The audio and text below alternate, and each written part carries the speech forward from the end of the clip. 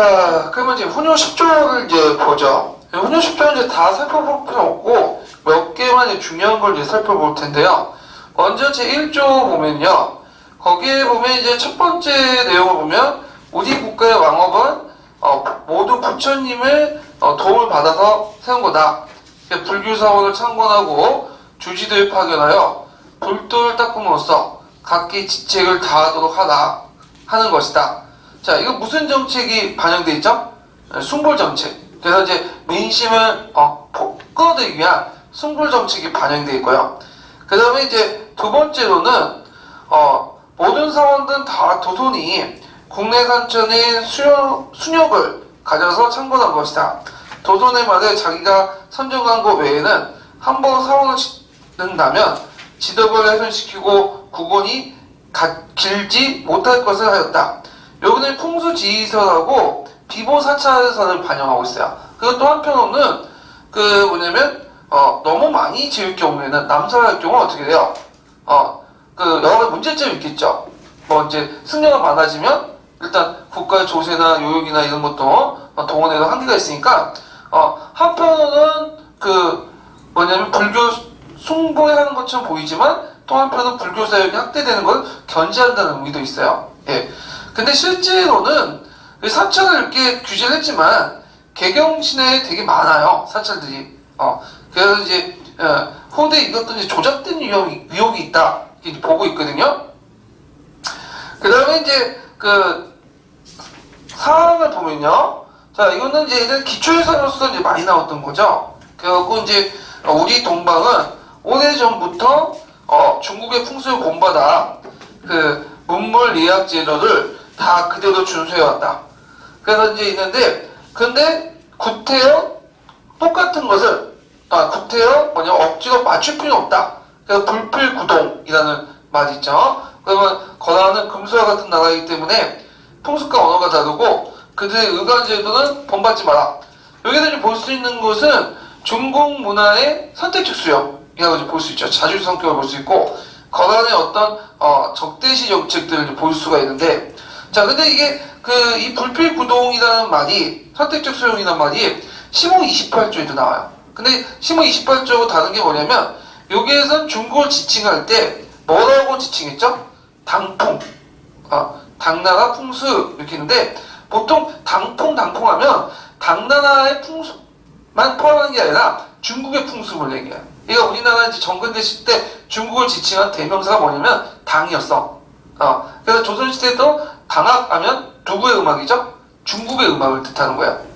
그래서 이제 당이라고 해서 국가적인 나라대로 대등한 입장에서 이제 바라보는데 뒤에 보면 이제 중국을 지칭하는 용어가 심호 28조 뭐라고 되겠죠? 하라고 되겠죠. 하하.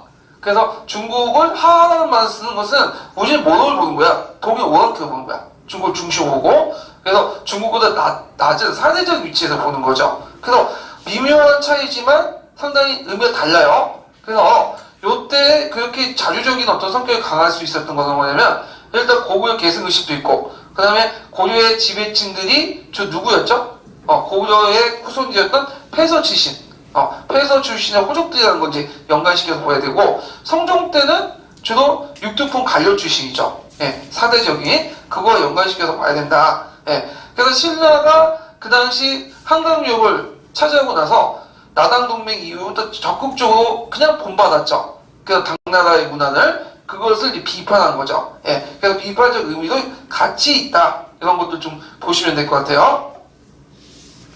자, 그 다음에 5번 부분은 이제 뭐냐면 서경은 순도의 순조와 우리나라 지맥이 근본이 있으니까 만대 왕업의 땅이 된다.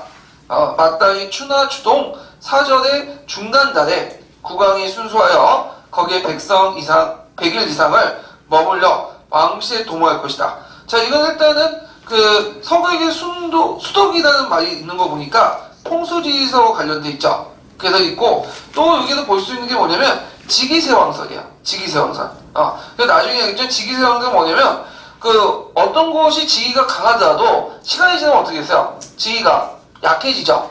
그래서 이제 그것을 방지하기 위해서 국왕이 직위가 왕성한 곳으로 잠깐 순주 이동하는 것이야. 그래서 이제 그 1, 2, 3월 달에 2월 달, 4, 5, 6 달에 5월 달, 7, 8, 9 달, 8월 달, 뭐 10월, 11, 12월 달에 11월 달. 그래서 2월, 5월, 8월, 10일, 100일 이상을 다른 데로 있어라. 저는 서경 지역이죠. 서경 너무 머니까 저는 이제 이궁을 만들지, 이궁.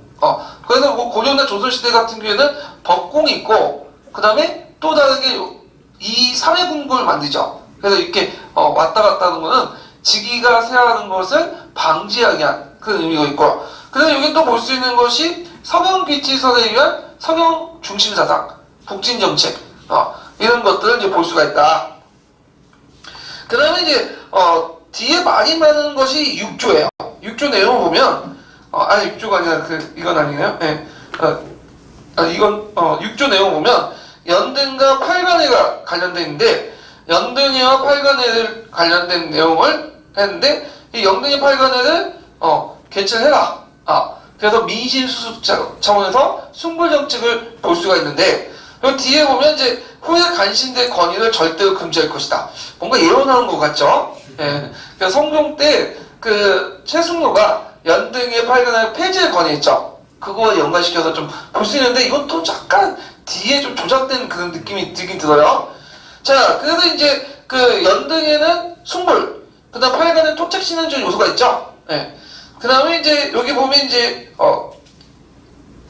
8조 내용이 있는데 이게 이제 후대에 이제 많이 많은 거야. 자, 8째 차연 이남의 공주가 바깥의 사령가 지세가 모두 배역지기 때문에 그 인심이 그러하다. 그래서 이런 사람들을 쓰지 마라. 근데 이제 배역지라는 건 뭐냐면 그게 이제 근간히 모습이 개경을 해서 하늘 쏘는 모습을 띠고 있거든요. 그래서 이제 풍수지리상을 배역지, 배반자, 역신의 땅, 이렇게 이제 보는데 요것도 참 약간 말지가 않은 게, 보통 우리나라에서는 비보사상이 있어요. 비보사상이 있어. 이게 배역지라도 배역지를 막을 수 있게 인위적으로 사찰을 만든다든지, 산을 만든다든지, 그런 식으로 막을 수 있잖아. 그리고 낙동강도 보면, 그걸 따지면 배역지야. 왜냐면 개경을 하는 하늘 쏘는 거잖아. 그래서, 여기에 그 뒤에 조작됐다라는 것들이 이제, 되게 근거 있게 이제 얘기하는데, 그렇게 해놓고는 태조 자신은 많이 썼거든. 전라도 사람들은. 신수겸이나 이거 주장하는 그 사람들 누구예요? 도선조차도 전라도 쪽의 사람이에요. 예. 그래서 뒤에 있는 사람들하고 좀 맞지가 않아요. 태조 정책하고. 그래서 후에 이제 현종 이후에 뭐 조작됐다 이렇게 설이 있는데 하여튼 있고요. 그 다음에 이제 여기 보면 마지막으로 편조약이 있어요. 그래서 이제 여기서 내용은 그 유교 경전을 바탕으로 통치해라. 그 내용인데요. 그러면 여기 이제 혼혈십제 전반적인 내용을 볼 때는 여러 가지 사람들이 포함되어 있죠. 일단 풍수지리, 그 다음에 유교, 그 다음에 뭐 도교, 불교, 다양한 사람들이 포함되어 있어. 이거는 조선시대보다도 그 고려시대가 다양한 인종을 포용한다. 그래서 고려사회가 상당히 다원적인 사회다. 이런 것들을 이제 볼 수가 있죠. 자, 그래서 이제 혼혈십조 내용을 이제 살펴봤고요. 자, 그 다음에 이제 해종 때부터 해서 강종, 때까지 한번 내용을 이제 쭉 보죠. 자, 개간하는 차원에서 이제 천재교육, 65페이지 펴보세요. 65페이지에서 66페이지까지 한번 보고 넘어갈게요.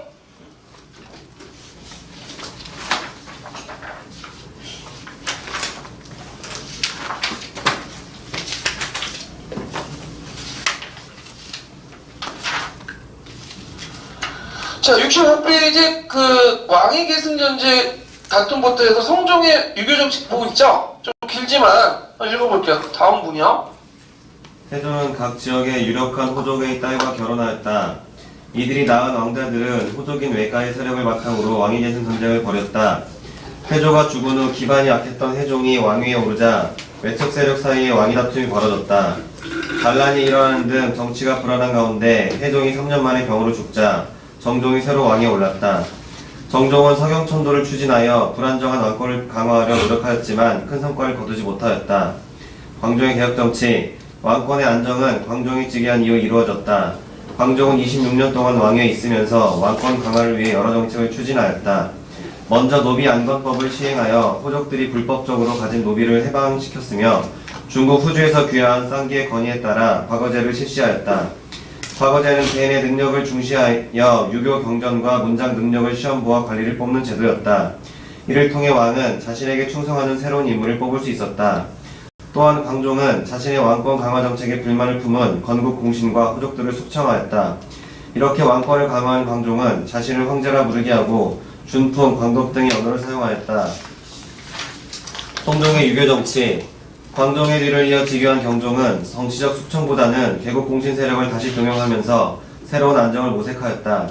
이후 성종은 광종 때부터 강화된 왕권을 바탕으로 중앙 집권적인 통치 체제를 갖추어 나갔다. 성종은 즉위 후에 국가 운영을 쇄신하기 위해 중앙의 5품 이상 관리들에게 정책 비판과 건의가 담긴 글을 올리게 하였다. 최승호는 심의 28조를 올려 유교 이념을 바탕으로 국가를 운영할 것을 주장하였다. 그는 불교는 개인 수행을 위한 종교이며 유교가 국가 통치 이념이 되어야 한다고 강조하였다. 그리고 불교 행사 억제, 지방관 파견, 궁궐 내 군인과 노비 감축, 사만공신자술에 대한 처우 개선, 노비 관련 재판 개선 등을 주장하였다. 성종은 최승호의 건의를 받아들여 중앙집권에 필요한 통치 제도를 정비하였다. 이성육부를 중심으로 한 중앙관대를 수립하였으며 지방관을 파견하고 형리제도를 마련하였다. 또한 국자감과 과거제를 정비하였으며 지방의 경학박사 등을 파견하여 유학교육 진행에 노력하였다. 예. 자, 그러면 이제 그 내용을 보죠. 회종인데, 이제 회종은 이제 두 번째 왕이죠. 예. 이게 나주 오시의 그하고 이제 왕건하고 이제, 태어난 그 사람인데, 이 나주 오시 집안이 이제 그 건원가하고 싸울 때 몰락을 하게 돼요. 그래서 외적으로서 좀 약해. 그 기반이. 그래서 이제 그 회종은 이제 박수의 후견을 받고 왕이 됐는데 이 사람이 이제 그 2년 만에 죽어요. 예. 그때 누가 난을 일으켰냐면 왕규가 그 죽을 무렵에 난을 일으키죠. 그 왕규는 이제 강주 호족 출신인데 강주는 지금 경기도 강주야. 네, 호족 출신인데 자기 외손자인 강주 원군을 왕으로 세우려고 이제 뭐냐면 난을 일으키죠. 예. 그래서 이제 결국에는 그 왕구의 난을 진압을 하게 돼요. 자, 그래서 이제 있는데 이 태조 사후에 이제 권력 구도가 이제 되게 그 왕규, 박수리, 왕신영 세 사람에 의해서 운영이 되는데 그래서 왕규와 박수리는 각각 이제 죽고 그래서 왕신영의 그 후원을 받아가지고 그 왕이가 된 사람이 정종이죠. 정종. 자, 정종은 이제 태조의 세 번째 그 아들인데 이 사람은 이 개경이 너무 호적세력이 강하니까 안 되겠다. 그래갖고 서경천도를 추진하죠. 그래갖고 이제 그 뭐냐면 왕신령이 서경 총독이니까 이 사람은 이제 도움을 받아가지고 서경 그 유수니까 도움을 받아갖고 이제 서경 총독을 이제 추진을 하고 그 다음에 강군사를 설치해요. 이게 예전 한번 시험 문제 나왔는데 강군사는 뭐 때문에 이제 설치했냐면 최강이라는 사람이 이제 건의를 받아서 설치했는데 거란을 대비하고자 강군을 조직해요. 그래갖고 그 지휘로서 강군사를 이제 설치를 한 거죠. 주로 이제 그 강군사를 설치하는 과정에서 그 지방의 호족들 밑에 있는 그 군사력을 강군으로 이게 뭐냐면 편제함으로써 지방 호족대 군사를 약화시키고 그리고 중앙의 어떤 군사 장악력을 높이고자 한 거예요. 그래서 되게 이제 고조시대나 뭐 다른 나라 이제 보면 군대를 개편한다. 단순히 군대 개편뿐만 아니라 군대 개편을 통해서 이 지방세력이나 다른 세력에 있는 군대를 왕이나 중앙으로 끌어들이기 위한 정책들과 같이 연결되어 있거든요. 그러니까 이거와 이제 한번 같이 보시면 될 것 같아요. 거란 대비용이었다. 예전에 한번 객관식 기출 문제 때 언급된 부분이죠. 근데 정종도 4년 만에 죽어요. 그래서 정종의 그 아우였던 강종이 즉위하죠. 강종은 이제 그 태조의 네 번째 아들이죠. 이 사람은 앞에 있는 해종이나 정종보다도 재위기간이 되게 길어. 27년 동안 즉위하게 되는데 그걸 통해서 이제 오랜 재위기간을 통해서 왕권을 강화시킬 수 있는 기반을 마련하고요. 초기 7년 동안은 그냥 죽은 듯이 있었어요. 죽은 듯이. 그래서 이제 호족들은 이제 눈치를 보면서 기반을 좀 닦아놓은 다음에 7년 이후부터 본격적으로 개혁을 이제 하기 시작하죠. 자, 그 사람이 개혁을 이제 보면요. 이 강종의 정책도 많이 나올 것 같은데 지금까지 거의 안 나왔거든요. 예. 그렇지만 이제 한국사 능력이나 이런 데서 많이 나오기 때문에 나올 가능성이 많아. 그래서 이 배경을 보면 왕건성은 호족 출신들이 너무 강하니까 이들을 뭐냐면 약화시켜야 되겠다. 왜냐면 이들 강성하면 그냥 놔두면 어떻게 돼요? 왕권이 약화되잖아요. 그래서 이제 주 방향이 왕권 강화 정책이에요. 그래서 이제 호주의 쌍기의 영입을 통해서 본격화되는데 쌍기는 우리나라 사람 아니죠? 호주는 어떤 나라예요? 5대가 있죠. 5대 19개 후당, 후당, 후진, 후한, 후주. 예. 호주는 5대 마지막 나라. 그래서 이제 이때 그 다음은 송으로 넘어가죠. 강종 때는 이제 5대 19개 거의 끝나가고 뭘로 넘어갔던 시대요. 송으로 넘어갔던 시대요. 예, 이것도 좀 염두에 두세요. 예전에 기초가 관련된 거니까. 자, 그래서 이제 호주의 건의를 받아서 이제 신진관료를 이제 육성을 하는데, 대개 신진관료 출신들은 이제, 문관들은 각을 통해서, 그 다음에 무관들은 시군들, 그 다음에 이제, 작가들 있잖아요. 천문관, 의관, 뭐 이런 사람도 이제 등용하게 되죠. 자, 그래서 이제 그 보면, 어떤 개혁을 하든 간에 필수적인 게 뭐예요? 돈이죠, 돈. 근데 그 당시 재정권은, 지방재정권 누가 다 장악하고 있었어요? 혼족들이 장악하고 있었죠? 그래서 이제 국가 수익을 증대시키기 위해서 주형 공부법을 실시했어요. 주형 공부법이 뭐냐? 주와 현에 있는 그 세금을 예전에는 지방에서 이제 자체적으로 썼어. 근데 일단은 중앙에 올리게 해요. 올리고 나서 중앙에서 빼고 나서 나머지 부분을 양여금 형식으로, 지방 내려보내죠. 교부 형식으로. 예. 그래서 이제 재정 기반을 확보했고, 그 다음에 호족들이 기반이 됐던 것들이 노비죠. 이 노비들은 이제 평상시에는 생산을 하다가 무기한자로 지어주면 군인이 되는 사람들이야. 그래서 이제 노비 안건법을 실시했는데 후삼국 시대 때 분할할 때 그 호족들이 양민을 강제 노비시키는 사람들이 많았거든요. 그래서 이제 그런 양민들 원래 신분이 양민인 사람들을 노비화 된 사람들을 다시 양민으로 복귀시키는 정책도 있어요. 그래서 공신세력들의 어떤 경제적 군사적 기반을 약화시켰고요. 그 다음에 자신의 친위세력들을 양성했죠. 각오제를 실시라고. 그래서 이제 유학을 익힌 신진관료를 등용해서 신구세력들을 교체를 하고요. 그 다음에 시군들, 자기 왕권을 강화시키려면 군인들이 필요하죠. 그 다음에 이제 작업 출신, 그래서 문무관들과 거의 작가들을 동일시 여겼다는 거. 그래서 이 작업 출신들은 뭐냐면 사천대, 연수, 상서원 등등등으로 이렇게 구성되는데 대표적인 사람이 최지봉이죠. 왕건 예전에 나왔던 사람인데, 최지봉은 18살 때 태조 때 정치에 입문해가지고, 그 태조의 꿈에 그 사만의 통일의 징조를 발견해서, 그것을 맞췄기 때문에, 거기에 이제 지봉이라는 이름을 지어줬다고 해요. 그래서 사천대 그 천문역법을 간장하는 그 수장이었는데, 요때는 좀 나이가 많았죠. 사천대는 변의 자리를 보고 앞날 예측하는 건데, 실제적으로 이제 뭐냐면 첩보망이 있겠죠. 그 첩보망을 통해서 이제 별자리를 가지고 이제 얘기를 한 거고, 그래서 최지봉이 상당히 이제 강종의 왕권 강화 정책에 이바지했다. 그래서 작업 같은 경우는 이제 그 고려는 되게 무시했잖아요.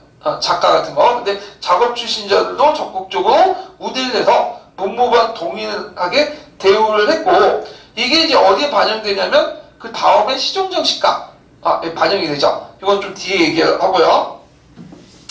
자, 그 다음에 백간의 공복을 제정했다. 그래서 관리의 기강을 확립했는데, 강종 11년에 이제 원유 이상은 자산, 중단경 이상은 단상, 도화경 이상은 비상, 소주구 이상은 녹산을 착용하고 했는데, 이렇게 이제 하는 것은 뭐 때문에 돼요? 기강을 확립하기 위해서. 그래서 이제 그 제복의 어떤 그 농락에 따라서 이제 간직의 농락에 따라서 제복을 달리함으로써 관리 기강을 확립하게 됐다. 이때 사색 공복에 입각한 그 등급표는 후에 시정정식까지도 반영이 돼요. 네. 자, 그 다음에 이제 공시가 호족세력들 수청했죠? 많은 사람들 죽였어. 그래서 심지어는 자기 그 조카들조차도 죽였죠. 많은 사람을 죽였고, 그래서 이때 이제 그 많은 호족들이 많이 죽었는데, 그 대표적인 박수경 같은 사람들 있죠. 그 삼형제들 다 죽여버리고, 그리고 나중에 이제 그 성종 때 최승로가 5조 그 정정편에서 그걸 되게 비판해요. 그 강종의 이제 숙정 작업들. 그 다음에 이 사람은 칭제권원. 그 칭제권원은 뭐예요? 황제를 칭하고 권원은 연호를 사용했다. 그래서 강덕, 중풍이라는 자주적 연호를 사용했고요. 그래서 이제 강덕이라는 용어는 그 대의적으로 이제 독자 연호사인데, 그러니까 강덕이라는 연호는, 중독이라는 강덕과 중풍의 용어는 대의적으로는 상당히 자주적인 것들 나타나고, 대내적으로 왕권 강화. 근데 이제 그 친재 권한을 하는 건데, 보통 내재 외양 취지에 따라서 그 국내용을 사용했다고 이제 하는데, 요때만은 국제용을 사용했어요. 예, 국제. 그래가지고 이제 했고, 그 앞에 천수라는 용어를 사용했다고 했죠. 천수도 잠깐 사용했다가, 5대 그 중국과의 맞짱 때문에 금방 걷어요. 근데 이 사람은 끝까지 사용했는데, 그 후에 연호 사용했던 내용이 거의 없어요. 그리고 중국 자기 시대 항제라고 칭하는 것은 고려사에 딱 나온 게 이 사람 하나뿐이 없어요. 나머지는 뭐 비문이나 다른 개인 문집이나 다른 사서에 나와 있는 거고, 그래서 이제 있는데, 하여튼 그 의미가 있어요. 이 친재 권원의 의미가. 그 다음에 개경을 항도라고 하고, 그 다음에 그 서경을 서도라고 하죠. 문을 그래서 3개를 5개 만들었어요. 이게 의미가 있는데, 왕의 궁성의 왕의 궁궐은 3개죠. 근데 항제 그 문은 5개야. 그래서 이제 내재 외양 취지의 어떤 근반을 이뤘다. 그래서 사상을 통합을 했죠. 사상 통합을 왜 했을까요? 당시 정치적 세력들은 각 부파 간, 종교적 부파 간에 어떤 연결되어 있기 때문에 그 사상을 통합한다는 것은 정치 세력을 통합한다는 의미가 있어. 그래서 이제 왕실사창의 기법사를 창건하고요. 그 다음에 그 청태학을 적극적으로 도와서 사상 통합, 불교 통합을 깨하죠. 군요를 등용하죠. 예. 요 군요와 관련된 내용은 뒷부분에 좀 더 얘기할게요. 문화사 할 때. 자, 그 다음 의의를 보면 성종의 중앙집권체제 성립할 수 있는 바탕이 됐다. 그 다음에 이제 그 강종이 죽고 나서 즉위한 사람이 그 경종이에요. 경종 때 좀 눈여볼 게 뭐냐면 그 시전정식과를 실시했다. 그 예전에 시험문에 나왔던 거죠. 시전정식과 관련된 내용은 나중에 얘기를 할게요. 요건요. 그 토지사 할 때. 그 다음에 이때는 이제 신진세력 외에도 구세력들, 그러니까 이제 예전에 강종이 배척했던, 수청했던 구세력들을, 호족세력들을 적극적으로 등용했어요. 초창기 때는 이제 그 호족세력들을 많이 등용했는데, 요때 무슨 것을 했냐면 사명령을 내리고요. 강종 때 그 수청됐던 사람들 사명해주고, 그리고 강종 때 억울하게 많은 사람들이 죽었다 해갖고 복수를 허용했어요. 근데 문제는 복수를 허용하는데 이때 그 대규모 복수전이 일어난 거야. 피해가 너무 많았어. 그래서 나중에 이제 복수령을 철회하거든요. 그리고 이제 다시 자기 아버지가 등용한 신인세력들 등용해요. 그래서 요때 이 경종의 정치를 그런 측면에서는 반동 정치라고 이제 하는데, 그 경종 중후기 때 들어가면 이제 신진세력하고 구세력이 같이 있어. 신진세력은 언제 등용했죠? 강종 때. 구세력은 예전 호족세력들. 그래서 군역정을 이뤘고, 이런 것들이 이제 시전정치까지 반영이 돼요. 그것이 제가 이제 나중에 그 부분을 얘기할게요.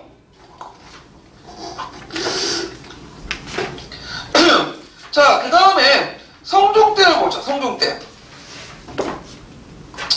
자, 성종 때인데, 이 성종 때는 그 뭐냐면 이 성종 때는 새로운 정치 세력들이 등장하죠. 어떤 세력들일까요?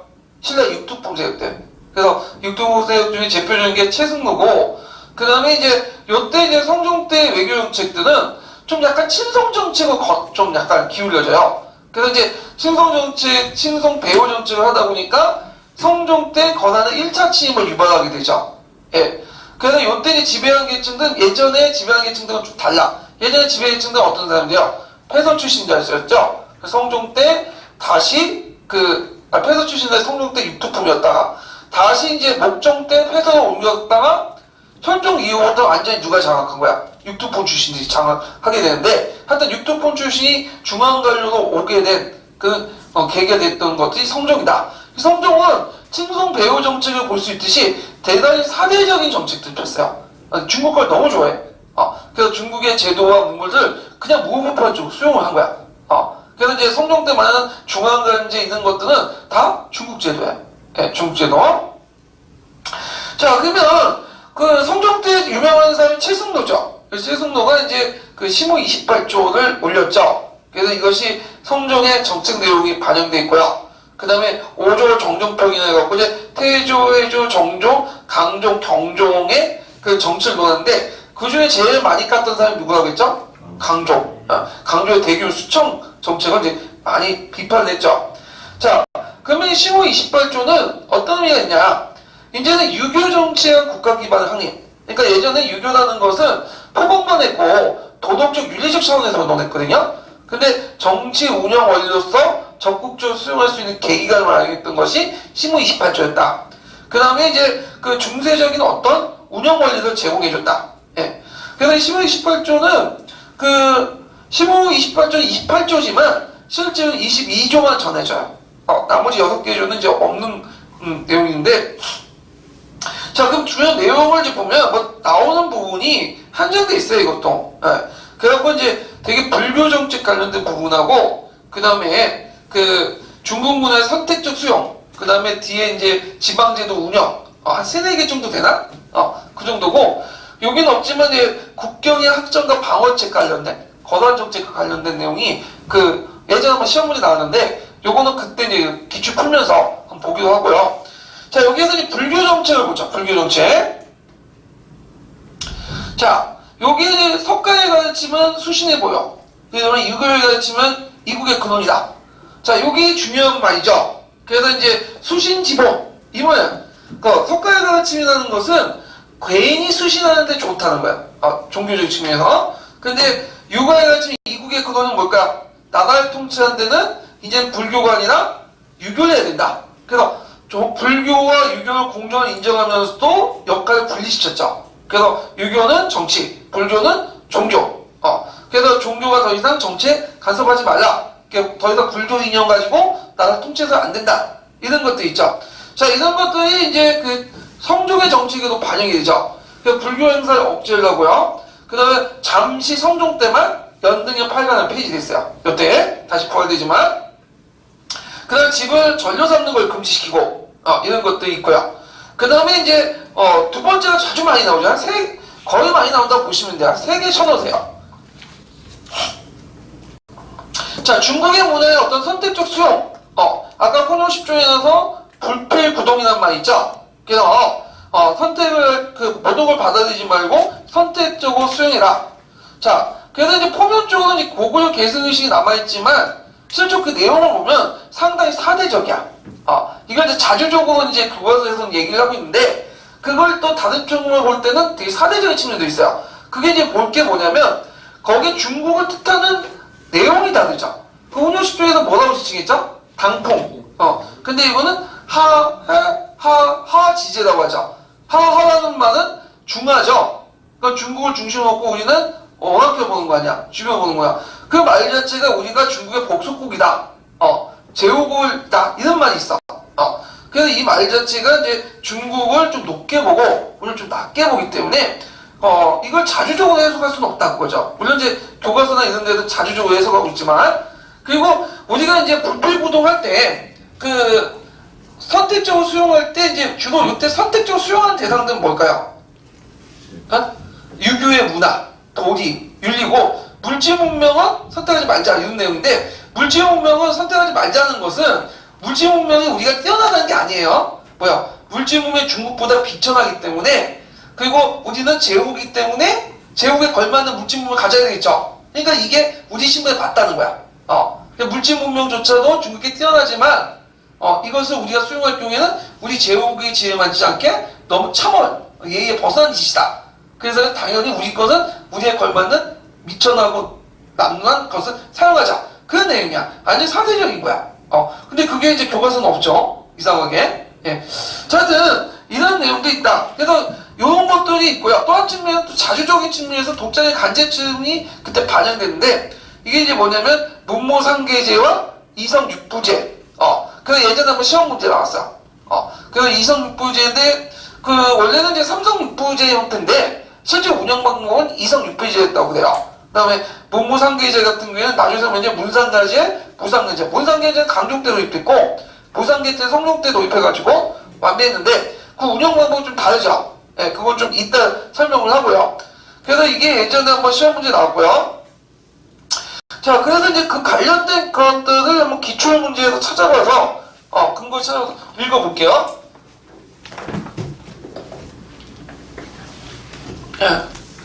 몇 페이지를 펴보시냐면요.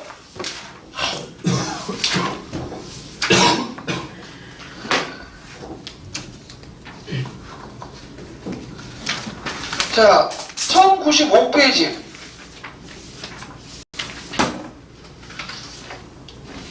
저기 이제 201번하고 202번이 있거든요. 예. 그래서 이제 이거 다 읽지는 못하겠고, 줄친 부분만 읽고 넘어갈게요. 예. 201번하고 202번이요. 당의 삼성 체제를 모방했다 하더라도 그 실상은 당과 달랐다. 고려의 내사 문화성은 내사성과 문화성의 이성이 아니라 사실상 하나의 관부였다. 문무상계의 기능은 중국과 다른 고려의 독자적인 성격을 갖게 되었다. 즉, 중국에서의 문상계는 문신들만 받은 것이었으나 고려에서는 문신들뿐만 아니라 무신들도 문상계를 받았던 것이다. 네, 202번. 예, 중국의 학문적, 윤리적, 정신적 요소를 받아들여 우리의 생활을 발전시키되 그 밖의 물질적 요소, 물질적 문화 요소에 대해서는 그 지역마다 지역적 특성이 있기 마련이므로 우리의 것을 따라 사치와 분량을 적절히 하여 우리의 물질 문화를 지켜나가자는 것이다. 우리 문화와 관련하여 시무 28조의 구조가 주목된다. 우리나라의 토산품은 좋은 물건이 적고 거친 물건이 많은데 문체가 있는 물건은 모두 토산품이 아닌데도 사람마다 있게 되면 다른 나라 사실을 영접할 때에 백관의 예복과 법과 같이 되지 않아 수치를 당할까 두렵습니다. 위 내용을 보아 최승로는 우리의 것보다 중국의 것을 더 높이 평가하고 있음을 알 수 있다. 예, 대단히 사대적이라는 걸 이제 볼 수가 있어요. 그러니까 이 최승로의 출신 성분이 누구였다? 신라의 육두품이죠. 예. 그래서 지금도 약간 뭐 지역적 비하 발언이 좋은데 그런 걸 좀 느낄 수가 있죠. 예. 자, 그 다음에 이제 여기는 이제 한문사를 제가 안 적어놨지만 군주와 왕권과 신권의 조화를 하면서 이제 이런 내용도 있어요. 이거는 도병마다 식목도감이나 대성의 기능에 반영됐고요. 그 다음에 간직 개편이 있죠. 성종 때. 그래서 중앙제도 개편에서 당나라 간제, 송나라 간제, 독자적 간제 있는데, 자, 준추원과 삼사는 어느 간제를 받았죠? 송나라. 그 다음 삼성육부제도는 당나라. 그래서 이 삼성육부제도는 실질적 운영은 이성육부제 형태로 이제 운영이 됐고, 식목도금과 도병마사는 기호는 이제 성종에서 이제 거슬러 찾을 수 있거든요. 그래서 이제 독자적 간제인데 엄밀히 말해 식목도금, 도병마사는 성종 때부터 이제 그 뒤에 현종 때예요. 예. 그래서 이제 요걸 독자적 간제 해가지고 찾기 좀 그런데 하여튼 이렇게 이제 보시면 되고요. 근데 여기 주의할 게 이제 성종 때 간제 정책들은 되게 중국식의 어떤 간제를 받아들고 종전의 신라 태봉 간제를 배제를 했어요. 예. 그럼 뭐 수용했다는 설도 있긴 있는데 배제 쪽이 더 많아요. 예. 중국을 상당히 좋아했던 그 왕이었다. 이 성종이. 자, 그 다음에 뒤에 넘어가서 이제 지방제도를 보는데 그게 시무 28조에 있죠. 그래갖고 이제 그 내용을 보면 그 밑에 이제 한문사를 보면요. 자, 임금이 백성을 다스리는 법은 집집마다 가거나 집집마다 가거나 날마다 볼 수 없는 것입니다. 때문에 지방의 수정을 파견하여 백성들 이해를 살피는 것이 있는 바 우리 태조가 사화를 통일한 후에 지방에 외건을 두고 하였으나 대체로 초기에는 일이 번잡하고 미쳐둘 겨를이 없었습니다. 이거는 이제 호적대 방해 때문에 그렇다는 걸 볼 수가 있겠죠. 그래서 이제 시골 토호들을 매양 공부하는 이름으로 백성들 침해, 포격함으로 백성들의 생명을 유지하지 못하니 지방에 외관을 두기를 바랍니다. 그래서 이제 이게 최초로 실목을 설치했죠. 그래서 이제 외관을 파견했다. 요때 목이라는 것은 중요한 요충지라는 뜻이야. 행정적 중요한 요충지에 12목을 설치했다. 그래서 이런 내용들 좀 보시면 되고요. 그 과정에서 이제 여러 가지 또 지방제도를 개편했어요. 그 중에 이제 하나가 문무상계제 완비인데, 자, 보통 이제 밑에 잠깐 보세요. 원래 문무상계제라는 것은 중국에도 실시한 제도예요. 중국에도. 근데 우리나라의 그 문무상계제도는 좀 중국과 달라. 그래서 이제 중국에서는 문상계제는 문간대에게 주고, 그 다음 무상계제는 무간대에게 주죠. 근데 이제 우리나라에서는 문간제는 이제 강종 때 수입했고, 그 다음 무상계제는 성종 때에서 완비했는데, 그게 좀 달라요. 여기 보면 문상계제는 중앙 조직 관계에 있는 사람들. 그러니까 문인이든 그 중앙 관계에 있는 사람들은 다 문상계를 줬어요. 문상계. 그 다음에 무상계 같은 경우에는 뭐냐면 이거는 좀 이거 편집이 잘못됐네. 자, 이게 편집이 제가 이거 잘못됐거든요. 표가. 네. 두 가지 관점 중에 그 앞에 중국 걸 관점을 따는 건데 제가 이걸 나중에 다시 올릴게요. 수정을 좀 해주시고.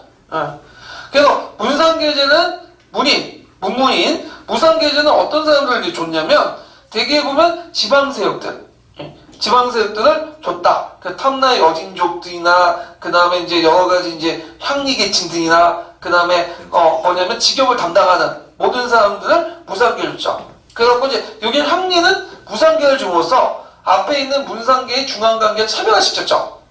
그래서 예전에는 지방마다 독자적인 간반제가 있었어요. 그래서 신라의 제도를 못 봐서 독자적으로 이제 운영이 됐고 거의 중앙관계하고 비슷했는데 이걸 차별화시킨 거야. 그래서 문상계를 좀 두고 무상계를 이제 항리에 두면서 했고 그 다음에 그 과정에서 무슨 개편이 일어나죠? 호장직 개편이 일어나.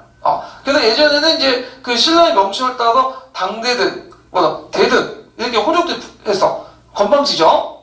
그래갖고 이것을 당대등의 호칭을 호장으로 바뀌고 그 다음에 대등의 호칭을 한 달에 날 보호자로 바뀌고 그 다음 병부도 창부도 이런 거는 중앙관계가 똑같잖아. 그러니까 병부 사병, 창부 사창을 개편해요.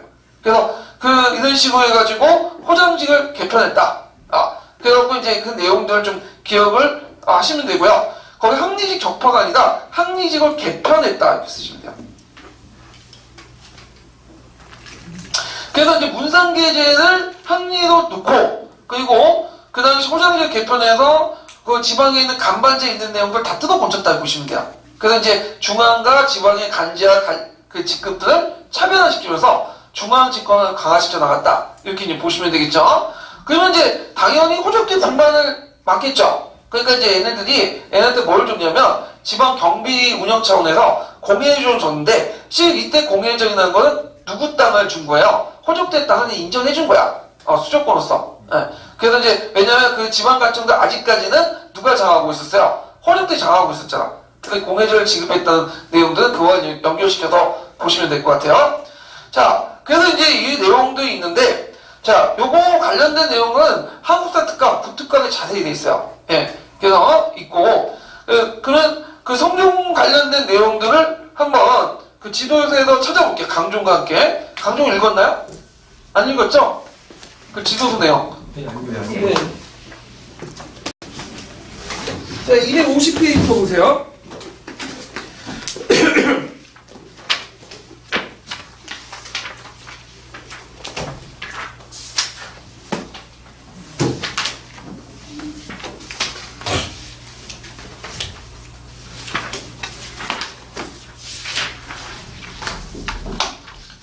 아, 250페이지가 아닌데 잠깐만요. 55페이지. 55페이지요.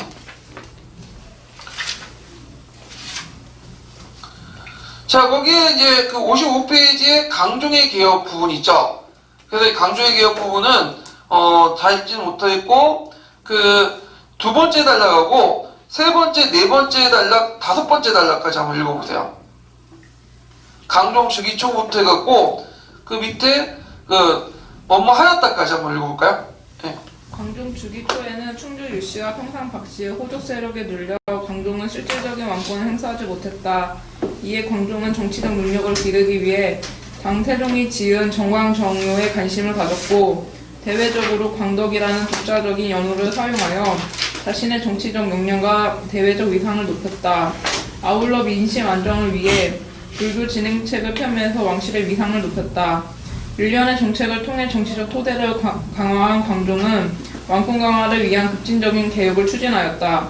광종은 당시 중국 후주의 개혁을 추진했던 쌍기를 영입하여 개혁 작업을 단행하였다. 광종은 우선 호족 경제력을 원천적으로 약화시키기 위해 956년 노비양용법을 마련하였고 조정 내에서 호족의 전횡을 막아 새로운 세력을 키우기 위해 958년에는 과거제를 실시하였다. 노비앙원법은 노비들의 실태를 파악하여 부당하게 노비가 된 자들을 해방시키는 일종의 노비 해방법이다. 당시 호족들이 거느리고 있던 노비의 상당수는 고려 통일 전쟁 과정에서 포로로 붙잡힌 양인이거나 호족의 강압에 의해 노비로 전락한 사람들로서 호족들의 경제적 무력적 기반이었다. 노비앙원법의 실시는 호족의 경제적 무력적 기반이 사라진다는 것을 의미했다. 과거제의 실시는 호족들이 중심이 된 공신 세력에게 큰 타격이 되었다. 그동안 공신이나 호족의 자제들을 뚜렷한 기준 없이 관리로 등용하던 관행을 바꿔 학문적 능력을 시험하여 관리로 등용하는 과거제도의 실시는 호족 자제들의 관직 진출에 커다란 장애가 되었던 것이다. 반면에 왕으로서는 과거 시험에서 최종적인 선발권을 가짐으로써 자신의 뜻에 맞는 인재를 선발하여 세력 기반을 강화할 수 있었다. 과거제 실시와 함께 960년에는 관료들의 공복을 제정하여 훈계별로 옷을 달리 입게 함으로써 왕과 신하의 관계를 분명히 하고 관리의 상하를 쉽게 판별할 수 있도록 하였다. 예. 자, 그 다음에 최성래 시문 28조 내용이 있는데요. 요것도 이제, 뒤편에 256페이지, 그 두 번째 단락하고 세 번째 단락만 읽어볼게요. 최승로는 성종으로 하여금 이성적인 군주로서의 자질을 갖출 것을 권하였다. 군주는 신하들을 예로서 잘 접대하며 공경하며 참언을 멀리하며 사악한 자를 주저없이 제거할 수 있는 넓은 포섭력과 깊은 통찰력을 가지며 동시에 유교적 정치 이념에 투철하여야 한다고 보았다. 그러면서도 왕권이 지나치게 강대해져도 안 된다고 생각하였다. 광종과 같은 전제주의 군주에 극력 반대하였으며 또한 권신에 의해 정권이 독점되는 것도 맹렬히 비판하였다. 정치 형태로서는 중앙 집권 체제를 강조하여 상주하는 외관을 파견할 것과 지방의 호족 세력을 억제해야 한다고 하였다. 유교와 불교는 각각 기능이 구별된다고 보았다. 현실 정치는 유교의 토대를 두어야 하고 불교는 수신의 근본이며 내생을 위한 것이라고 보면서 불교의 폐당에 대해 통렬한 지적을 하였다. 그리고 엄격한 신분관을 견지하여 귀족 관료들의 권위와 특권을 강하게 옹호하였다. 또 국방의 중요성과 왕의 올바른 행위, 상벌과 권선징응을 통한 정치, 중국에 보내는 사신의 수 감소, 사모욕 금지 등을 강조하기도 하였다. 예. 자, 그 다음에 이제 그 뒤에 보면 257페이지 보면 성종 때 항직 개편이 있어요. 근데 여기에서 용어를 좀 정확히 알 필요가 있는데 요때 항직이라는 건 뭐냐면 향리직뿐만 아니라 뭐냐면 예전의 간등을 말하는 거예요. 간직을. 그래서 이제 문무상계제를 중국에서 도입했다고 했잖아요. 그러면 그전에는 태공간제는 이런 예전의 간제가 있었죠. 그 간제를 없애지 않고 이걸 향지로 개편됐어. 요때 향이라는 것은 시골랑자인데 요때 시골이라는 것은 중국과 대비돼서 우리를 몰려보는 거예요. 항해라 보는 거지. 이건 조선에 나오죠. 항해할 때 우리 고유의 음악이라는 뜻이잖아요.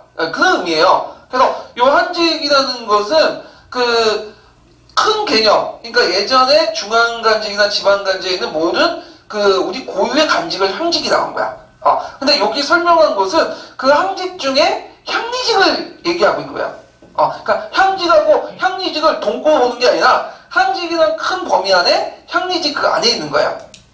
그래서 있는데 향직은 그 외에도 계속 남아 있어요. 그래서 이제 그 나중에는 개정정치가 있는 데에서는 경영정치가 있는 데에서는 뭐예요? 항직도 지급하죠. 전시까지요. 예. 그래서 여기는 정확하게 말하면 향직이라는 의미는 향리직이다. 이게 이제 이해를 하시는 게 더 나을 것 같아요. 예. 자, 그래서 한번 읽어볼게요. 고려시대의 향리는 남한여초의 호족이 기원하며 그 전환의 시기는 성종 2년으로 추정된다. 성종은 각 지역의 지방관청에 공회전을 지급하였는데 이는 각 지역의 토착 세력에 대한 회유책이면서 강력한 통제책이었다. 성종은 공회전 지급을 완료한 뒤 향직을 개편하였다. 개국 이래로 당대 등이나 당대 등을 칭하고 병부와 창부 등 중앙정부에 비견될 만한 행정조직을 갖추고 있던 호족들이 성종 2년에 이르러 지방관이 파견되는 것과 때를 같이하여 마련된 향리직제에 따라 개편되었다. 그리하여 당대등은 호장으로, 대등은 부호장으로, 병부는 사병으로, 창부는 사창으로 개편되었다. 이것은 단순한 명칭의 개정이 아니라 중앙과의 차별을 명확히 하기 위한 것이었으며 지방 토착 세력의 독자성을 약화시켜 중앙정부의 통제력을 강화하기 위한 조치였다. 호주기 향리직 편입은 이후 지방 관제의 정비와 더불어 서서히 이루어졌다. 결국 현종 9년에 이르러 지방 관제가 정비되면서 각 주연의 향리의 숫자가 정해졌고 향리 공목을 규격화하여 향리의 신분을 일목요연하게 드러나게 되었다. 이로써 현종 때에 이르면 지방 세력은 외관의 행정을 보좌하는 향리로 거의 편입되어 갔다. 예. 그 다음에 이제 그 외에도 이제 현종은 유교 교육을 진행했죠. 그래서 중국을 곧다가 국자관을 정비하고 경학박사, 의학박사를 뒀죠. 그 다음에 이제 그 외에 이제 노비 한전법이 돼갖고 예전에 한번 그 한국사 능력검증 시험에 나왔는데 강종 때 노비 안건법에 따라서 풀어낸 노비가 그 원주인에게 불송하고 모독하다 신분제를 위해하는 거죠. 그래서 신분제 질서 차원에서 이런 경우에는 노비도 다시 한원시키도록 하는 한천법을 뒀고요. 그 다음에 분사제도를 강화했죠. 이 분사제도는 태조 때 이제 실시했는데 더욱 강화시켜놨고, 그 다음에 을창과 상병창, 그래서 옥창을 을창으로 고치고, 상병창은 뭐 하는 기관이죠? 물가 조절 기관이죠. 예, 이런 걸 했다. 그 다음에 호족들의 무기를 해술하고, 그 다음에 철전을 발행하고 하고요. 그 다음에 그 농부를 제작하고, 건원중부를 제작했는데, 요거 연결시켜서 보시면 돼요. 무기를 해수해서 녹여서 뭘 만든 거예요? 건원중부. 그래서 건원중부 예전에 한번 시험에 나왔어요. 최초의 고려시대 때 합해죠. 예, 다른 거는 동전이나 은으로 만들었는데 철전으로 만들었어. 원래 철전은 별로 의미가 없어요. 왜냐면 그 자체가 시기성이 없어. 예, 너도 나는 다 철을 갖고 있으니까. 근데 이제 그때 호족 때 무기를 해수해갖고 철전도 만들고 여긴 안 나와있지만 뭐도 만들었죠? 철문도 만들었어요. 그래서 고전 초기 때 철문이 많거든요. 그거 다 무기에서 해갖고 이게 불상을 만든 거야. 예. 그런 것들 이제 좀 기억을 해주시면 되고요. 자, 그 다음에 고려시대의 통치제도를 보자. 중앙제도 부분인데 중앙제도 부분이 은근히 시험 문제 좀 나와요. 특히 도병마사하고 도평의사사 부분들이 시험 문제 많이 나오기 때문에 좀 공부를 해둘 필요가 있어요. 자, 그러면 이제 미래에 대해서 이제 한번 그걸 중앙제도, 지방제도 개편 내용들을 한번 볼게요. 자, 65페이지 한번 볼까요, 미래?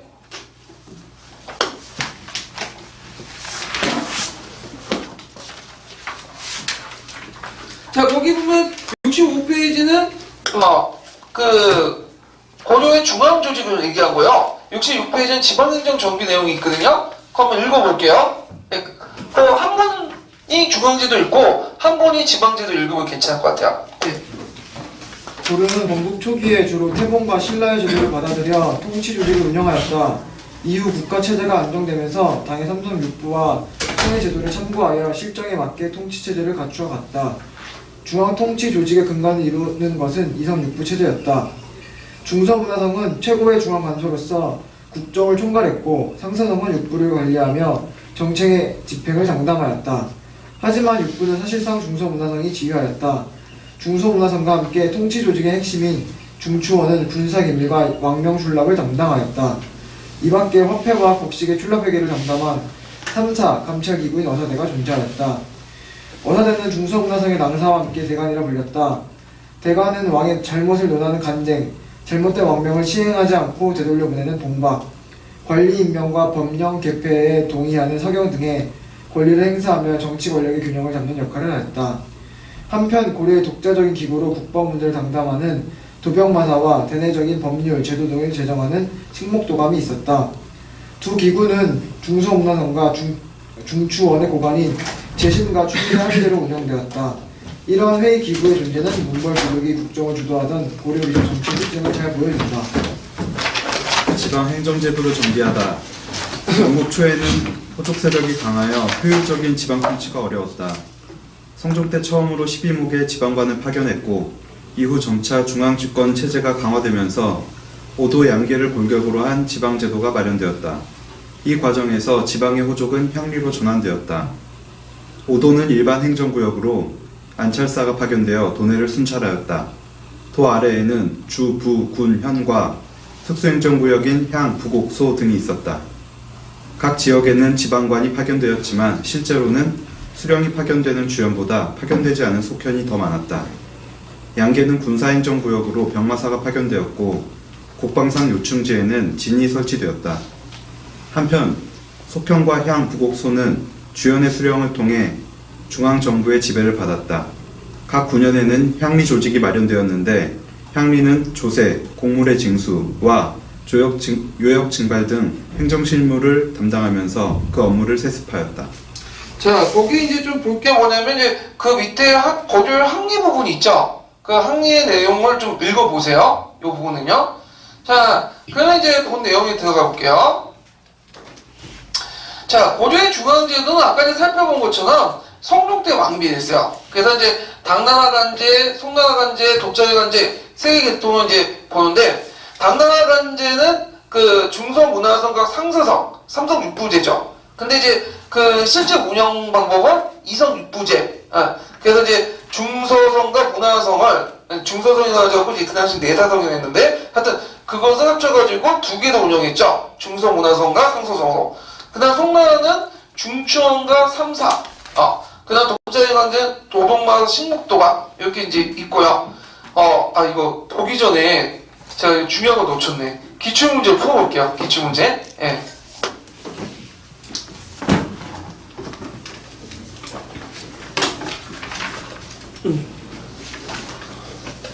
관련된 기출문제 풀어야 되는데 그냥 넘길 뻔했네.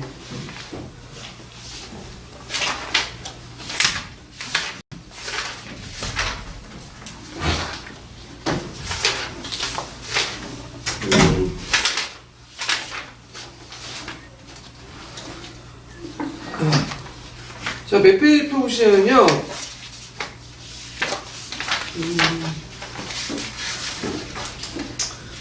33페이지 펴보세요. 자, 보기에 내용이 들어가 있는 사료는, 여기 있는데, 자, 요거, 있는데, 잠깐만요. 이게, 이게 이제 있는데, 여기 이제 혼효식조죠. 예, 혼효식조. 그래갖고 이제 혼효식조 이렇게 하면 될 것 같아요. 혼효식조. 예. 그래서 있는데 도선비기가 있는데 이 도선비기는 이제 뭐냐면 도선이 풍수지에 입각했고 이제 고려 왕조의 어떤 창업이나 이런 것들을 강조한 것이 도선비기거든요. 근데 그게 이제 책에 지금 안전해지고 있어요. 도선비기. 그래갖고 원래 여기 이제 혼효식조 내용 중에 도선비기 내용이 많아요. 도선비기. 그냥 모두 다 도선비기 있는 건 아니고 유교적 내용이 있으니까. 그래서 요 내용 중에 상당수가 도선비기를 1차 사료도 하고 있다. 근데 이제 도선비기 자체가 지금 전해져 있지 않기 때문에 그냥 그렇게 추정만 하고 있지 엄밀히 잘 모르기 때문에 답이 4번이죠. 예. 그래서 답도 이제 사료를 하고 있으니까 혼효식조보다는 고조사 전효가 엄밀히 많은데 그냥 이렇게 넘어가죠. 일단. 자, 그 다음에 2번을 보죠. 2번. 2번은 이제 다음 사료는 고조 성종 원년에 최승로가 올린 시무 28조 이 내용이다. 자, 사료의 내용을 간략하게 쓰고 다시 시행된 정치제도 가운데 이 사료의 취지와 연관지어 볼 수 있는 두 가지를 쓰시오. 오늘 시무 28조 중에 뭐와 관련된 내용이죠? 불필구동. 그래서 이제 모든 걸 다 수용하지 마라. 선택적 수용. 이걸 강조하죠. 그래서 사료 내용은 이제 이렇게 쓰시면 되고, 그 다음에 여기에서 시행된 정치제도에 관련된 내용은 아까 얘기한 것처럼 문무상계제와 이성육부제예요. 그래서 어떤 분은 이걸 도병마사 식목도가 많이냐 이렇게 했는데 문제를 잘 읽어보세요. 다음 사료는 고조 성종 원년에 최승로가 실시한 시호 28조인데 사료 내용을 간략히 쓰고 뭐가 핵심 키워드죠? 당시. 당시는 분명 언급해줘요. 고조 성종 원년이잖아. 그래서 요때 그건 성종 시기 때 얘기야. 성종 시기 때. 그러니까 이제 고조 시대 전반적으로 볼 때는 요 내용을 해석할 때는 도병마 식목도가 맞아요. 근데 성종 시대만 딱 한정시켜서 볼 때는 도병마 식목도가 현종 이후부터 이제 만들어진 제도이기 때문에 이거는 언제 때다? 요거는 아니 이거는 성종 이후에 만들어진 때인데 요 때는 뭘 써야 된다? 문무상계제와 이성육부제를 써야 돼. 성종 때 시작된 건데. 예. 그래갖고 무슨 그 교과서 참고서까지 막 하면서 도변과 신국도관 얘기했는데 아니라는 거예요. 교과서는 좀 고등학교 수준과 좀 다르죠. 예. 문제 수준이. 그 다음에 3번 문제 보죠. 3번. 자, 가와 나에 대한 설명을 적절하지 않은 것은 공군형 기출문제인데, 자, 이거 가는 이제 그 훈요 10조와 관련된 내용이죠. 훈요 10조. 그 다음에 이제 그 나는 15, 28조죠. 예. 그 가는 보면 중국의 문물에 대한 선별적 수용을 입장을 가졌다. 예, 나오죠. 불필구동이라고 했으니까. 가는 신라가 중국 문화를 전면적으로 수용하고 비판했다. 뭘 볼 수 있죠? 예전에 당풍을 그대로 모방했다. 그 말에서 이제 신라의 어떤 그런 중국 문화의 어떤 수용 태도를 비판했죠. 그다음 나는 선진문화의 핵심 내용을 중국의 유교로 봤죠. 15, 28조 내용에서. 나는 중화의식 속에서 정통문화에 대한 강한 자부심을 가지고 있다. 자, 이게 이제 함정이야. 보통 교과서에서는 자부심을 가지고 얘기를 하고 있는데 실제로 이제 국편이나 그 다른 논문들을 보면 그게 아니야. 왜냐면 거기 말하는 것처럼 정통문화에 대한 자부심이 전혀 없어요. 그리고 우리가 물질 문명을 받아들이지 않는 이유도 우리 물질 문명에 비유하고 낮기 때문에 우리 수제 맞기 때문에 받아들이지 말아야 된다. 우리 걸 그대로 써야 된다. 그런 식의 논리야. 그래서 교과서 관점하고 완전히 달라요. 예. 그래서 있는데 보통 제가 이제 교과서 통론들 읽어보면 좀 안 맞는 게 많아. 세부적인 전공자 입장 올 때는 안 맞는 것들이 되게 많더라고요. 근데 그건 뭐냐면 그 통론이나 교과서를 쓰는 분들이 교과서는 교사들이 쓰고 이제 교수들이 감수를 보는 거고 통론도 뭐 교수들이 쓰긴 쓰는데 그 사람들이 다 알아요. 그러니까 주로 정치사 교수들이나 뭐 그 특정한 시대사 교수들이 들어가고 몇 명이 썼는데 자기 아는 부분 잘 쓸 줄 몰라도 모르면 못 쓰는, 특히 경제사회사 같은 것들은 거의 좀 약간 자기들 통론적인 정도 지식밖에 없으니까 그냥 이걸 쓰고 쓰는데 그냥 그 통론적인 내용을 쓰는 거야. 그러니까 이제 세부적인 전공자 입장부터 이게 맞지 않는 것들이 많거든요. 예. 그런데 하여튼 답이 4번이죠. 그 다음에 가와 나는 중국문을 지칭하는 용어의 가치관의 차이를 보고 있다. 보죠? 가는 뭐라고 지칭했죠? 당풍. 그 다음에 나는 하해. 이렇게 돼 있죠? 하. 예. 발음이 좀 힘드네요. 하하. 예. 자, 그래갖고 이렇게 해서 이제 좀 보고요. 자, 그 다음에 이제 다시 돌아서 이제 고려의 이제 중앙 정치 조직을 보죠.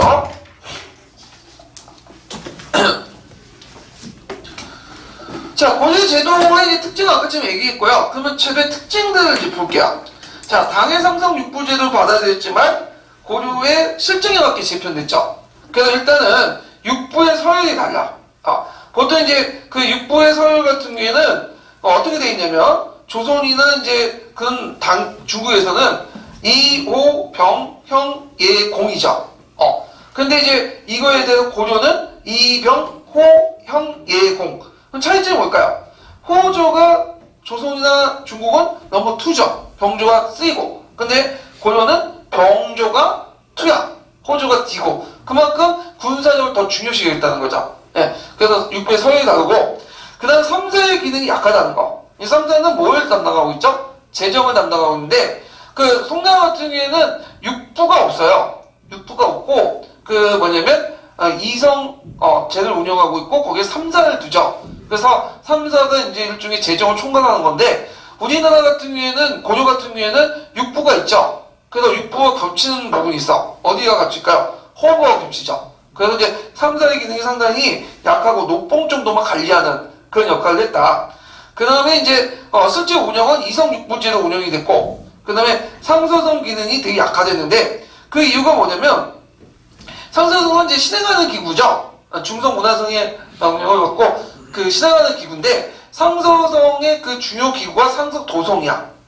그리고 거기에 이제 상서령이 있고, 그냥 자복야, 오보야, 이렇게 있는데, 이 상서정 자리가 이제 어떤 사람들이 주로 임명하냐면, 일종 명예직이야. 그래서 이제 주로 이제 왕실, 종친들 임명하는 자리거든요. 근데 종친 불사를 해갖고 정치에 간섭 못하잖아. 고려시대부터는. 그러다 보니까 이제 상서령이 명예직이기 때문에 그 밑에 이제 우표가 자부가가 있는데 우표가 자부가들이 되게 정이품 정도 돼요. 정이품의 성품. 이들이 이제 제신하고 동급이거나 서열이 좀 낮아. 그러니까 이제 거의 무시당하는 거지. 그리고 그 밑에 이제 그 육부의 장관들 있죠. 장관들이 이제 그 있는데 육부 판사제도 해가지고 육부 장관들 제일 높은 사람 판서가 있고 상서가 있는데 판사가 이제 그 뭐냐면 누가 겸직하냐면 제신들이 겸직하는 거야. 그리고 상석을 추민들이 겸직하고. 그러니까 이 사람들이 되게 서열이 높고 하니까 그 밑에 있는 자복의 오부를 어떻게 해요? 무시해버리죠. 그냥 상서동상은 그냥 문서만 전달해주는 부서밖에 안 돼. 그러니까 상서의 직이 상서의 직위가 낮다. 근데 이거는 그 중국도 마찬가지예요. 중국도 상서령이 공석이야. 왜 공석이냐면 그 누구죠? 이세민이 한때 이제 세자 시대 때 그 태자 시절 때 그 자리를 한번 이제 있었어. 그래서 황제의 자리는 신하가 올릴 수 없다 해갖고 상서령을 공석을 뒀어요. 그리고 실제는 자복이야, 우복이야. 그래서 실제적으로 이제 중국도 상서성이 그렇게 힘이 강하지 않아요. 예. 그 뭐 특이한 건 아닌데, 하여튼 이런 걸 운영을 했다. 그다음 단사제인데요. 보통 이제 그 중국에서는 삼성 육부 해갖고 육부에 몇 사가 있죠? 4사가 있죠. 예. 근데 이제 우리나라에서 고려에서는 육부 해갖고 각각 24사가 있는데 우리나라는 2개밖에 없어. 있어도 각 부에 1사밖에 없죠. 2부에 공보사, 그 다음에 형부에 도관. 그래갖고 단사제도 운영됐다. 그래서 이제 이거는 조선과 대비하죠. 조선은 육부라고 하지 않고 뭐라고 해? 육조라고 하죠. 제국이니까. 육조인데 밑에 예속부는 4사는 그대로 뒀어요.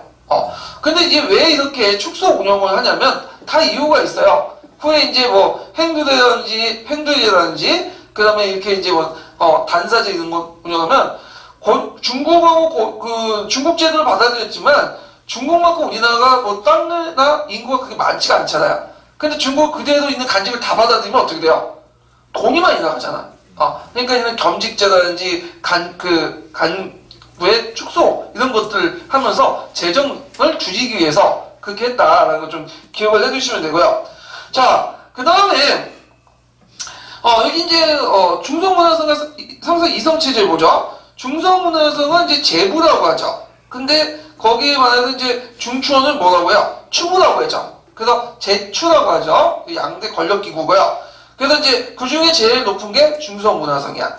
그래서 중성문화성은 제신과 낭사로 구성되어 있죠. 제신과 낭사. 그래서 제신은 재상급인데 백관을 통로하고요. 그 다음에 정책을 민원을 결정하는데 되게 종2품 이상 이런 사람인데 거기에 들어가 있는 사람 중에 대표적인 이제 사람은 문화시중이죠. 문화시중. 예.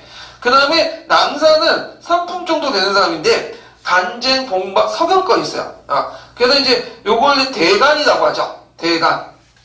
그래서 대간인데 또는 대선 기능이라고 하는데요. 자, 그걸 이제 좀 설명을 하면 대간, 대선 기능은 두 가지가 있어요. 하나가 뭐냐면 대간이 있고 그 다음에 하나가 간이 있죠. 예. 그 대간은 뭐 하는 기관이죠? 대간은 갑자기 까먹었네. 대간은 어사대로서 이제 주로 백간의 비위나 불법 같은 걸 이제 하는 거고 간의 기능은 뭐죠? 간쟁, 보강, 봉박, 서경과 관련된 거죠. 그래서 이제 간의 기능을 그 고려 시대에서는 중성문화성 낭사가 맡아요. 조선 시대 때는 누가 맡죠? 사간호.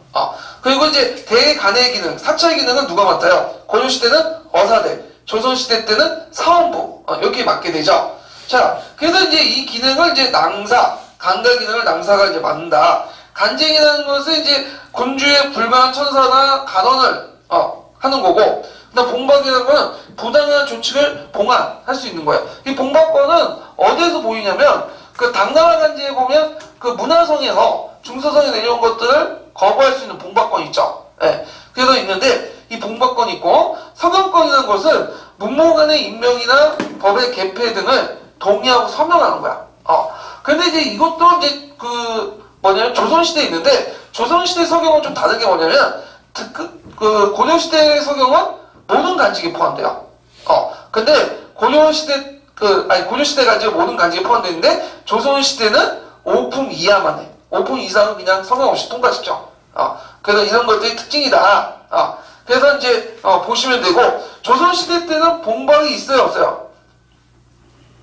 예? 조선시대는 없죠? 봉박이 없어요. 고려시대만 있는 거야. 예. 고려시대가 없다. 고려시대만 있는 거 좀 기억을 해주시면 될 것 같아요. 그래서 이제 보통 조선시대 때 서경은 그 양사가 담당하죠. 뭐죠? 사간원과 사원부. 그 다음에 간제는 사간원. 그래서 사원부가 감찰도 보면서 서경 기능도 가지고 있다는 거 좀 기억을 해두시면 돼요. 그래서 중추원과 게 고려시대 때 핵심 권력기구이다. 그래서 중추원하고 중성원을 제추라고 부른다는 걸 좀 기억을 해두시고요.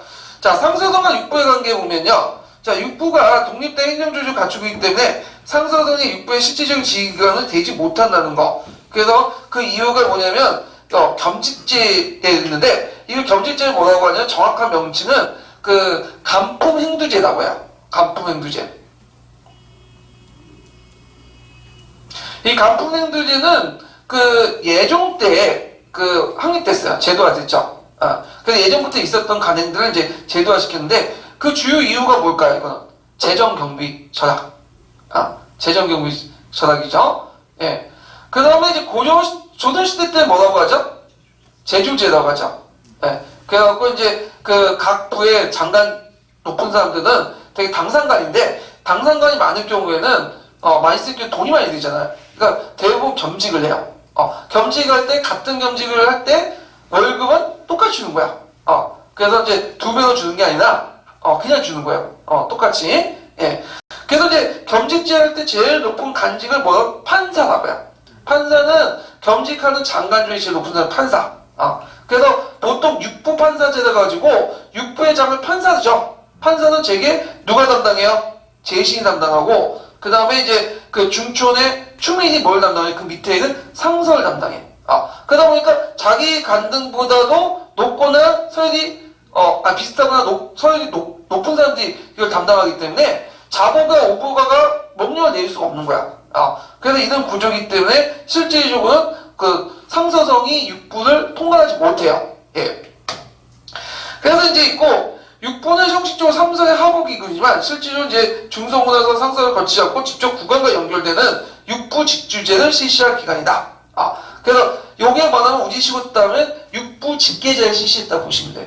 육부의 장관이 직계를 하는 거야. 그럼 우리가 보면 육부 직계자면 왕권 강화로 연결되어 있다고 보는데, 이게 원래는 그렇지만 형식적으로 그래요. 그렇지만 아까 얘기했죠. 상서나 그 다음에 판사들을 누가 다 장악하고 있죠? 제신이나 추민이 장악하기 때문에 실제로 그거는 건재를 못해요. 그래서 이제 형식적으로 있는 거야. 근데 이제 조선시대가 좀 다르죠, 그거는요. 예. 자, 그 다음에 육부의 서열도 이제 다르다는 거. 이건 아까쯤에 얘기했고요. 자, 3사는 아까쯤에 형식적으로 재정을 총괄하는 기구지만 실제로 후보가 그걸 담당하기 때문에 주로 국가의 수입이나 녹봉까지 정도 거기에 한정돼 있다. 이런 것들 좀 기억을 해두시고, 그 다음에 중추원을 보죠. 중추원도 상당히 중요한 핵심 기구죠. 자, 중추원은 이제 추부, 추민원 이렇게 있는데, 이거는 송나라 간제에 영향하는 거야. 중추원의 간제를 2개로 나눠볼 수 있는데요. 하나는 추민, 또 하나는 승선 이렇게 있죠. 추민은 입품되는데, 이는 추신으로서 제신과 함께 재상 역할 같은 사람이야. 육추민이 있고, 군기를 담당했다. 군기는 뭘까요? 국가 기밀 사무. 오늘날만 국정원하고 비슷해요. 그래서 조선시대 때 상공부를 계승하고 있고요. 그 다음에 승선은 왕명을 출납을 담당하고 있죠. 그래서 이제 조선시대 뭐와 비슷하죠? 비서기구인 승정원과 연결되는 기구죠. 예. 그래서 이제 이런 것들 좀 파악을 해두시고요. 그리고 고려 독자적 간제, 별표 3개 쳐놓으세요. 도병마사에. 그래서 이제 고려 독자적 간제 15, 28조에 관련되었고, 이제 전반적으로 볼 때, 당시가 아니라 전반적으로 볼 때는 고려 도병마사 식목도감을 가지고 얘기를 하고 있거든요. 자, 그래서 도병마사 식목도감은 상설기구가 아니에요. 나중에 상설가 됐지만 초창기 때는 상설기구가 아니라 뭐죠? 이건 임시기구야. 필요할 때만 만든 기구들이죠. 그래서 이제 그것은 원래 이제 기원을 따지자면 성종 때까지 출발하지만 실제 제도화된 건 현종 때야. 그래서 도병마사 말 그대로 그게 이제 비면 이제 고려 지방제도 중에 서교 뭐예요? 동계하고 그 다음에 그 북계는 병마사가 가난하죠. 그 병마사를 가난하다 해갖고 도병마사야. 그러니까 딱 도병마사면 국방과 관련된 이다 이렇게 볼 수가 있죠. 그래서 이제 군사기밀과 국방에 관련된 주요 의정기구로서 재신과 추밀로 구성되어 있고요. 그 다음에 이제 그 겸임을 하고 있는데 요걸 이제 좀 볼게요. 이게 이제 되게 복잡한데 기출군고 잠깐 펴볼게요. 예전에 시험 문제 나왔던 건데 몇 페이지 펴보시냐면요. 자, 1113페이지 펴보세요.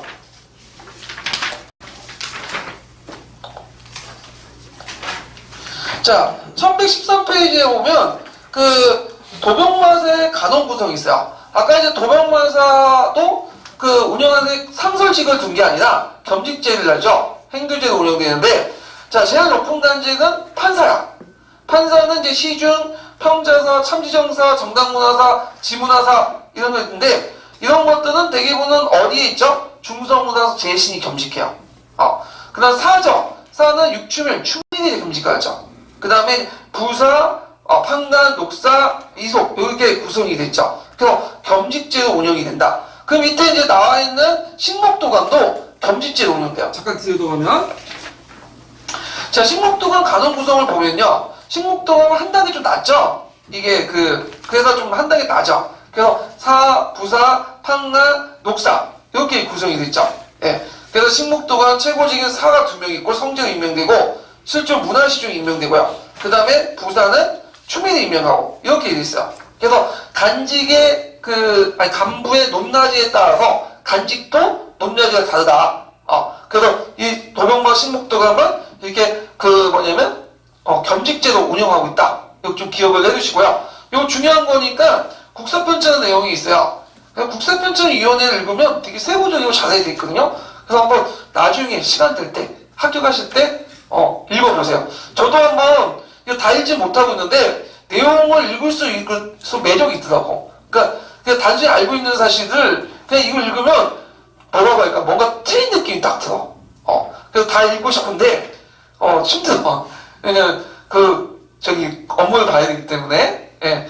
그래서 틈틈이 한번 읽어보려고 지금 계획 중이에요. 한 10년 정도 계획을 가지고 읽어보려고 하거든요. 예. 자, 한번 보죠. 1113페이지 주 243번 한번 읽어볼까요? 이 표를 보면 도병마사는 제추로 임명된 판사, 사와, 부사, 판관 등 12인과 녹사 8인 그리고 이속 25인으로 구성되어 있다. 이 가운데 도병마사의 정식 회의원은 역시 판사와 하였던 것 같다. 이것은 고려사에서 도평이사사는 무릇 국가의 대사가 있으면 사 이상이 회의하여 합자의 명칭이 있었다고 한 데서 알 수 있다. 이 기사는 이재현의 여공패설에서 국가가 도병마사를 설치하여 시중, 평장사, 참지정사, 정당문학, 지문화성사로 판사를 삼고 한추민 이하로 사를 삼아 대사가 있을 때 회의를 하였다는 자료를 채용한 것이다. 판사로 임명된 시중 이하 제시는 바로 중서문화성의 오제이다. 고려사에서는 사는 육추밀과 직사상품 이상관으로 임명되었다고 하였는데 대개 중추원 출신은 정상품관, 육상서나 경사대부, 좌우상시 등을 겸하는 것이 통례였으므로 이들을 가리킨 것 같다. 물론 육추밀은 고려시대 오제 7추라는 일반적인 용례와 비교할 때 문제가 있지만 도병마사의 정회원인 판사와 사가 제추로 임명되었을 알 수 있다. 예. 그 다음에 뒤에 보면 이제 신곡도관 관련된 내용이 있어요. 네. 1114페이지. 신곡도관도 줄치 부분만 그 다음 분 한번 읽어볼까요? 그 다음도 누구? 네, 신곡도관 부분요. 식목도감의 기능이 그 관설명인 식목 관계가 있었을 것은 두말할 나위가 없다. 식목이란 격식, 종목. 뒤에 1114페이지 줄치 부분이요. 예. 식목도감의 최고직인 사이인은 성제로 임명되었는데 실제로 수상인 문화시중에 임명된 것이 원칙이었다. 고려에선 수상이 자동적으로 도병마사의 판사가 되고 동시에 식목도감이 사가 되어 양 기관의 의장이 되는 제도를 시행하였던 것이다. 성제 2인이라 할 것을 보면 문화시중 외에 또 한 사람의 재신이 사가 된 것 같다. 식목덕암이 부사한 정상품 이상이 임명되었는데 이것은 육추밀 및 직사 상품 이상이 겸하였고 도병마사의 사와 맞먹는 지위로 보여진다. 그렇다면 식목덕암이 부사도 역시 도병마사의 사와 같이 상품직을 겸한 추밀을 임명한 것이 보통이었다 생각된다. 이것은 식목도감도 도병마사와 같이 제출에 임명된 사, 부사를 정식 회원으로 삼은 것을 나타낸다. 네. 그래서 도병마사 식목도감이 봤고요. 그 다음에 도병마사가 이제 고려후기 때 변화가 일어나죠. 그래서 이거 변화 내용도 이제 자세히 나오는데, 자, 그만 보면요.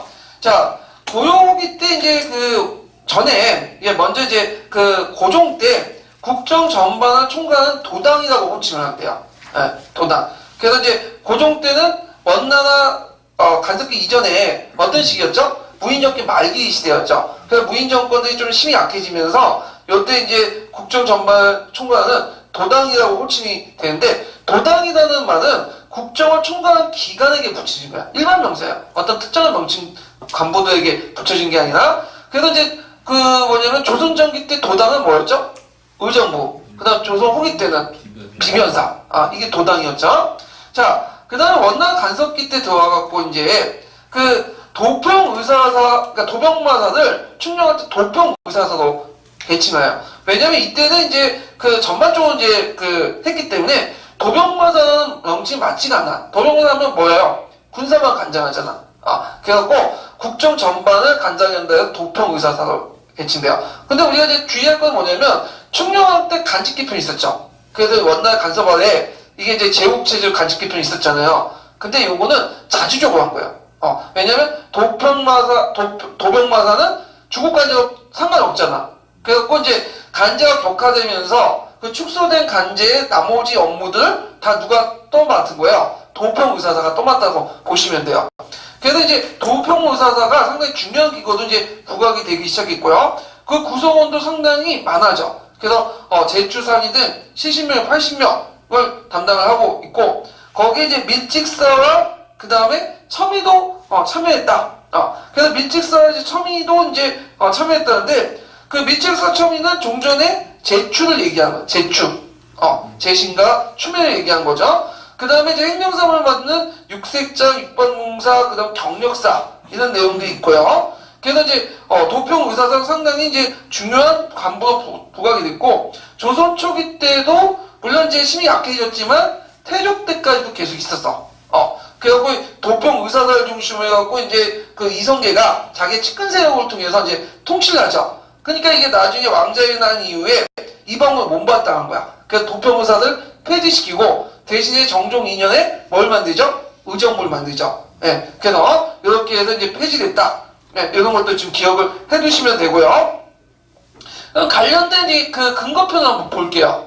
근거편을 몇 페이지를 보시냐면요, 1115페이지.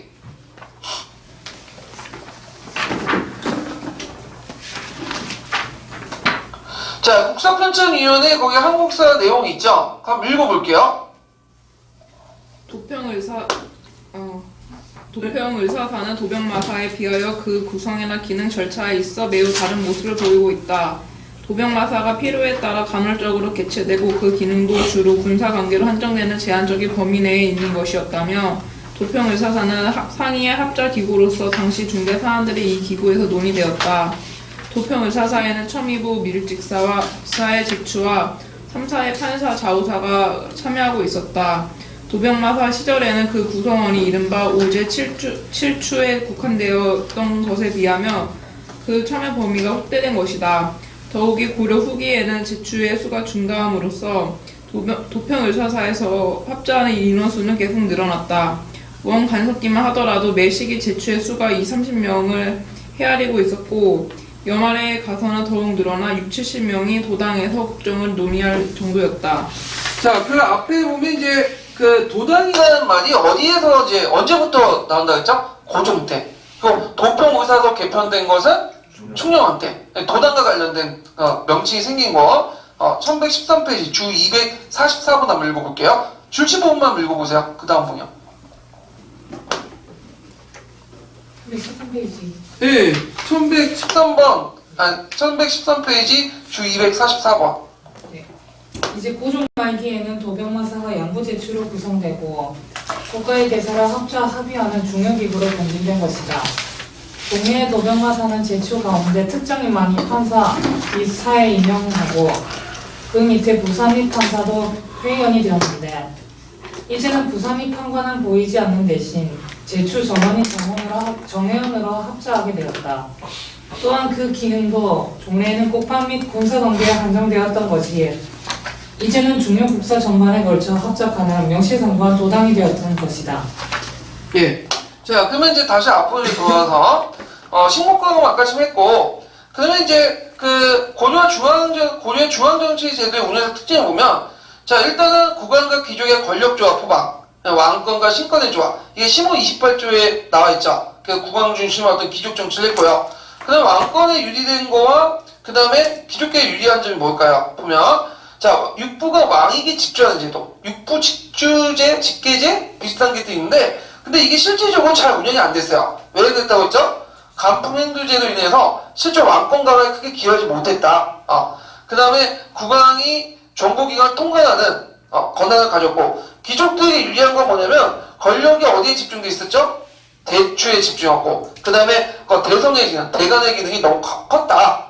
이런 것들을 이제 볼 수가 있겠죠. 자, 그래서 이제 있고 지도서와 관련된 내용을 한번 찾아볼게요. 지도서 256페이지 보세요.